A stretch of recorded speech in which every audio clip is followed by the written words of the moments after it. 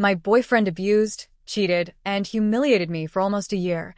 Now he's completely changed, but I can't stop asking myself why he did it, and I don't know how to forgive him without destroying myself.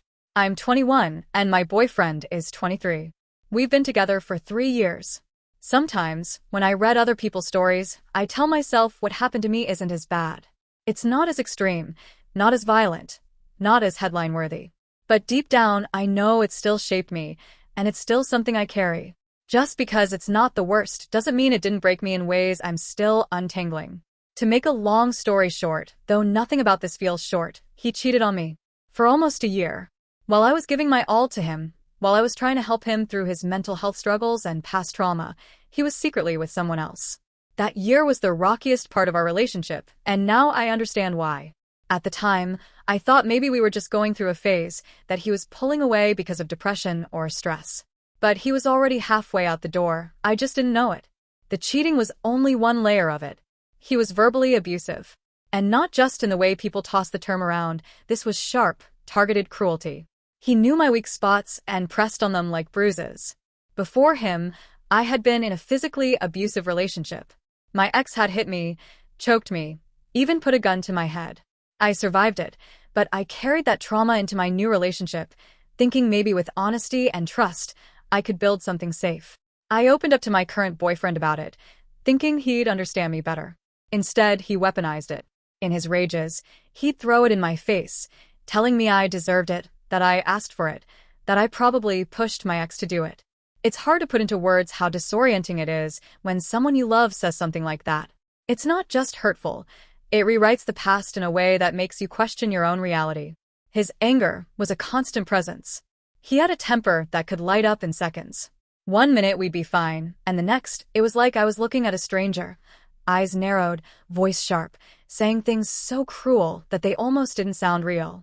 And somehow, every time, it came back to me. I was the reason he was like this. I brought it out of him. He made me believe that if I could just be better, calmer, quieter, maybe he wouldn't lash out. Then there was the fetish thing. He had a fat fetish and a feeder fetish. I didn't really know how to feel about it, but it became an issue when I lost a significant amount of weight, going from 150 pounds to 110. I had my reasons, but to him, it was unforgivable. He made it clear that he hated my body now. One night, after drinking, he got into one of his fits. He pulled me in front of a mirror, grabbed my body, and told me I looked disgusting. Told me to look at what I had done to myself. That moment is burned into me. Not just the words, but the way I felt like I wasn't even a person anymore, just an object that no longer met his preferences. The part that still twists the knife is that I wasn't some neglectful, distant partner. I gave him everything I could. I was there for him emotionally, even when he shredded me emotionally in return. I held him when he cried. I listened to his fears, his frustrations, his anger at the world. I supported him when he was at his lowest.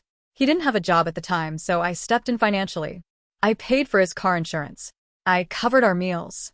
I bought him clothes, jewelry, anything he wanted, really. When his birthday came, I went all out. I spent over $1,500, telling myself it was worth it because he'd feel loved and appreciated. I thought maybe it would bring us closer. Instead, it just drained me, financially and emotionally. I remember feeling like such an idiot afterward. Not because of the money itself, but because I had poured so much of myself into someone who treated me like I was disposable. I kept thinking, how could I have been so blind? How could I have thought love was enough to fix this? I was so loving to him. Even when he was at his lowest, even when he was drowning in his own darkness, I was there. I showed up with a smile, cracking jokes, trying to make him laugh, holding him when he cried, reminding him he wasn't alone. I thought that's what love was, showing up no matter what, being the one person he could count on. I thought my loyalty meant something. But loving him felt like pouring water into a cup with a hole at the bottom. No matter how much I gave, it was never enough. And even when I was giving him everything I had, emotionally, financially, mentally, he still treated me like I was nothing. During that time, we hardly had sex. And it wasn't about the physical act, it was about the emotional distance. I felt invisible.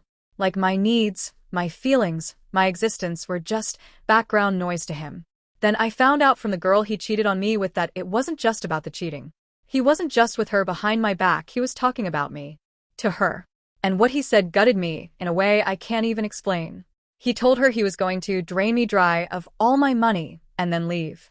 That I was crazy. That I was ugly. He said if I ever saw her, I'd fall into a deep depression because we looked similar, but she was everything he wanted physically because she was really big. I didn't just feel betrayed. I felt humiliated. While I was bending over backwards to love him, he was painting me as some pathetic, disposable person he was using. He even told her about my abusive ex, the man who beat me and put a gun to my head. He told her about my past addiction struggles, things I trusted him with, things I was vulnerable about. I've been sober for 5 years, and I'm proud of that in a way most people can't understand. But he called me a junkie. Like all the progress I've made, all the years I've fought for my life, meant nothing. That cut deeper than the cheating itself. Because cheating is an action, but these words, this was how he saw me. And the fact that he could think these things, let alone say them to someone else, made me realize just how little he respected me. And the truth is, I never gave him a reason to treat me like that. I never screamed back when he screamed in my face. I never threw his mistakes in his face the way he did with mine. When he'd stand over me, calling me worthless, disgusting, bringing up my trauma just to twist the knife, I would just sit there and cry. And sometimes he would laugh at me. Sometimes he'd call me a crybaby. He's gotten physical, not in the same way my ex did, but enough to scare me. He shoved me. He's gotten inches from my face, rage boiling in his eyes, his voice so sharp it felt like it could cut me open. The threat was there. The possibility was always there. I learned quickly to measure my words, to tread lightly, to predict which version of him I was going to get. The one who let me hold him, or the one who wanted to crush me. I didn't just give him love, I gave him my resources, my stability. He was jobless, and I was paying for his car insurance, meals, clothes, even jewelry. I spent $1,500 on his birthday one year. Looking back, I feel like an idiot. But at the time, I told myself it was just part of being in a relationship. That if I held him up long enough, eventually he'd stand on his own. That if I loved him enough, the man I saw in rare, fleeting moments would become the real him. What I didn't want to admit was that both sides of him were real. The sweet moments didn't cancel out the cruelty. The fact that he could hold me one night and call me worthless the next didn't make one of those versions less authentic. They were both him. And yet I stayed. Because I loved him. Because I thought I could fix him. Because I thought the abuse was just his trauma speaking, not a reflection of who he truly was. But the truth I didn't want to face was that love doesn't erase abuse. You can't love someone into being better if they don't want to change. And deep down, I think he enjoyed having that power over me. The knowledge that I wouldn't fight back, that I wouldn't leave, that he could push me to tears and I'd still be there in the morning. He took my loyalty as a guarantee, and he used it like a weapon. It's hard to accept, but the person I was during that time, quiet, accommodating, endlessly forgiving, was exactly the version of me he wanted. Not because he loved me, but because it made it easier for him to do whatever he wanted without consequences. I know, reading everything I've said so far, most people would think he's a monster. And honestly, I wouldn't blame them. The things he's done, the words he said to me, if I were on the outside looking in, I'd probably think the same thing. But I can't see him in that one-dimensional way. When I look at him, I don't just see the man who hurt me.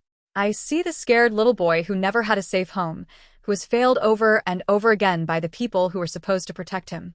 His childhood was brutal. He wasn't just yelled at, he was beaten, pistol-whipped, neglected.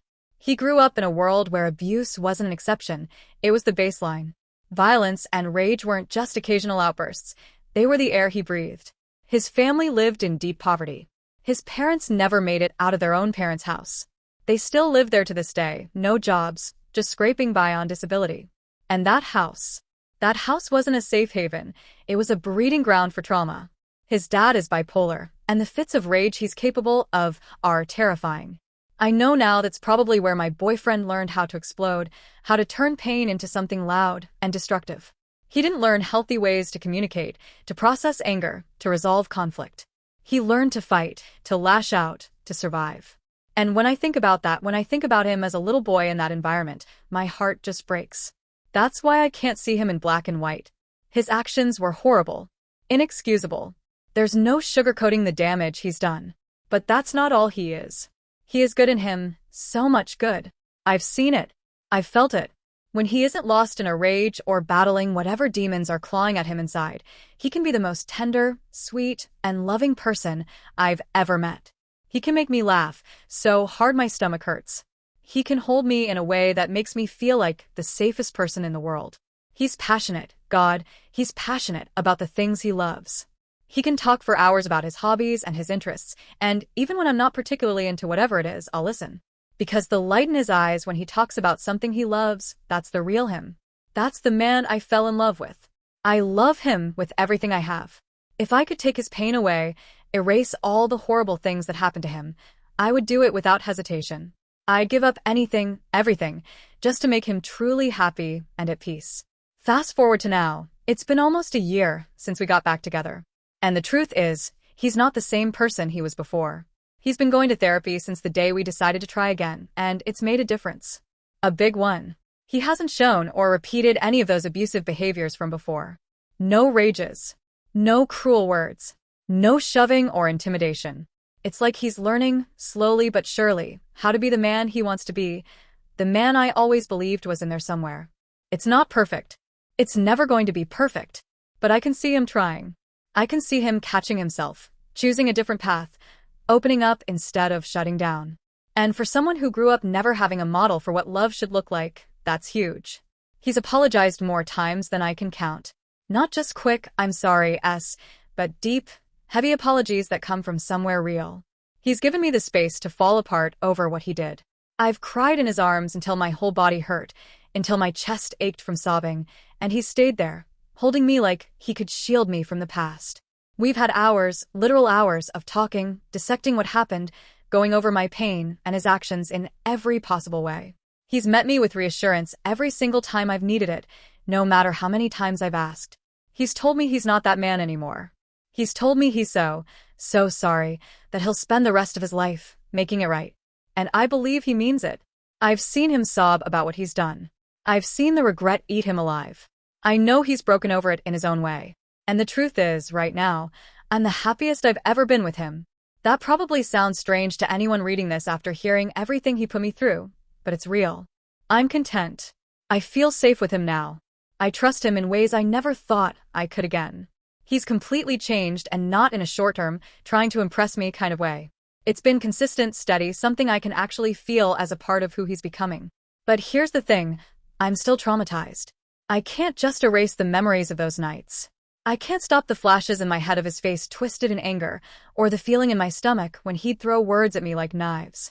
Even with all this good, even with the man I have now, there's still this wound that doesn't fully close. And I keep asking myself one question, over and over, like a song stuck in my head. Why? Why did he put me through all of that? I know the rational answer. I know it comes from his trauma, his upbringing, his insecurities, the way anger has been wired into him since childhood. I can sit here and give myself the psychological explanation. But when I compare it to my own life, my own trauma, the things I've survived, I get stuck. I've been through awful, ugly, soul-crushing things.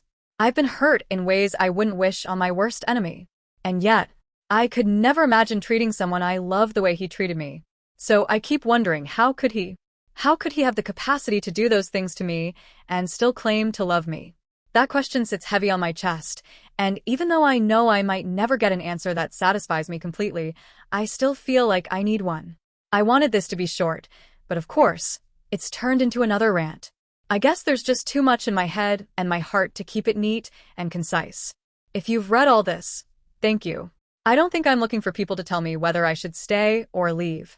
I've already made that choice for now. What I'm asking is how to heal. How do I forgive him in a way that's healthy, in a way that doesn't erase what happened but also doesn't keep me living in it? How do I move forward without that question? Why, always clawing at the back of my mind. Because I love him. I truly do.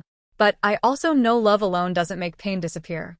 And if I'm going to build a real future with him, I have to figure out how to live with the past without letting it poison the present.